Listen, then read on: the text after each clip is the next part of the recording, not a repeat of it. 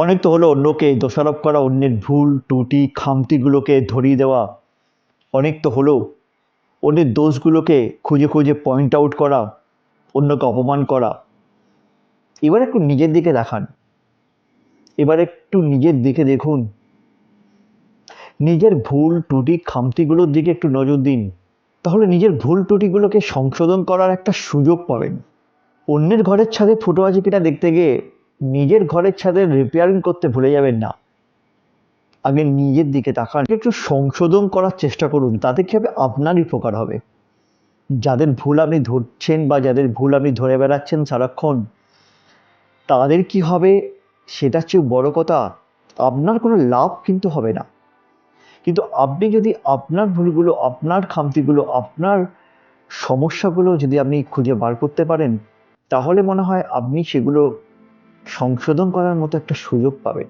অন্যকে দোষারোপ করে কখনো নিজের দোষগুলোকে ঢাকা দেওয়া যায় না। অন্যের দোষ খুঁজতে গিয়ে নিজের অক্ষমতাকে ঢাকা যায় না। মানুষ মাত্র ভুল ত্রুটি থাকতেই পারে, অন্যের যদি থাকে আপনারও থাকতে পারে।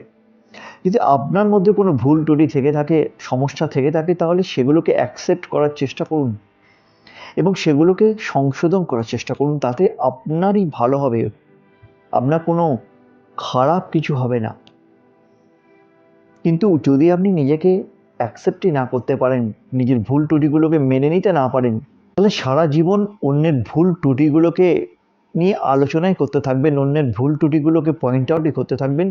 নিজের ভুল ত্রুটিগুলোকে আর সংশোধন করার সুযোগ আপনি পাবেন না। আর একটা কথা মনে রাখবেন বন্ধুরা, যারা নিজেদের ভুল ত্রুটিগুলোকে খুঁজে বার করতে পারে, নিজের ভুল ত্রুটিগুলোকে সংশোধন করতে পারে, তারাই কিন্তু জীবনে সফল হতে পারে। আর যারা নিজের ভুল ত্রুটিগুলোকে সংশোধন করতে পারে না, বরং অন্যের ভুল ত্রুটি খুঁজে বার করার চেষ্টা করে, তারা কিন্তু জীবনে কোনোদিন সফল হতে পারে না। ধন্যবাদ বন্ধুরা। যদি আমার কথাগুলো ভালো লেগে থাকে, আমার এই ভিডিওটি আপনাদের ভালো লেগে থাকে, তাহলে আমার এই ভিডিওটি সবার সঙ্গে শেয়ার করুন, লাইক এবং কমেন্টের মাধ্যমে জানান আপনাদের কেমন লাগছে আমার ভিডিও। এবং এখনও পর্যন্ত আপনাদের মধ্যে যারা আমার চ্যানেলটি সাবস্ক্রাইব করেননি, তারা অবশ্যই সাবস্ক্রাইব করুন। ধন্যবাদ বন্ধুরা, ধন্যবাদ।